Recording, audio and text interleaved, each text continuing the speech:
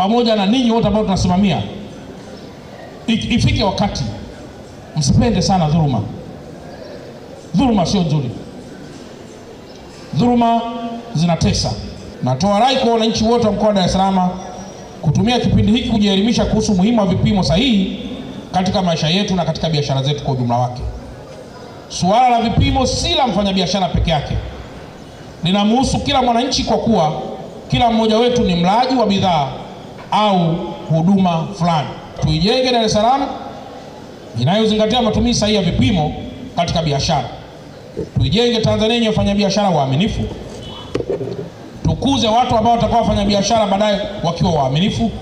Lakini kwa pamoja pia tuijenge imani katika utekelezaji wa sera ambazo tunajiwekea hapa nchini. Na nitoe wito kwa viongozi wa masoko, wafanyabiashara, wananchi wote kwa ujumla kushirikiana na serikali pamoja na wakala vipimo Tanzania katika kuhakikisha matumizi ya vipimo sahihi yanaimarika katika mkoa wetu. Ishara mojawapo, Mheshimiwa Mkuu wetu wa mkoa, wa kuhakikisha haki inapatikana Tanzania ni uwepo wa vipimo. Kipimo kinapotolewa kwa usawa, haki inapatikana. Umetuletea mizani hii, maana yake ni ishara mnasimamia uwepo wa usawa wa biashara katika nchi yetu. Uimarishaji wa mahakama zetu pia ni sehemu mojawapo ya kuhakikisha haki inapatikana Tanzania.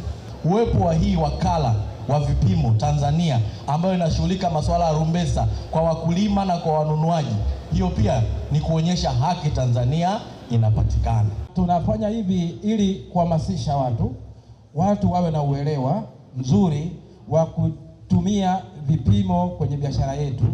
Wananchi ambao ndio wanunuaji au wateja waelewe umuhimu wa kutumia vipimo kwenye biashara. Wauzaji waelewe umuhimu wa kutumia vipimo kwenye biashara.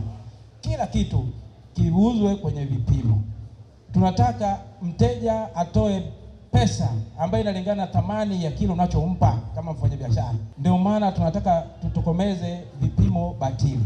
Tunataka kama ni lita iwe ni lita, kama ni kilo iwe ni kilo, kama ni mita iwe ni mita. Inasaidia kwenu wafanyabiashara, inasaidia kwa serikali.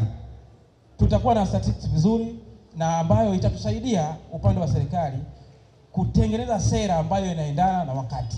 Sisi tuko tayari kulinda maslahi yenu. Tunalinda maslahi ya mfanyabiashara, tunalinda maslahi ya mnunuzi.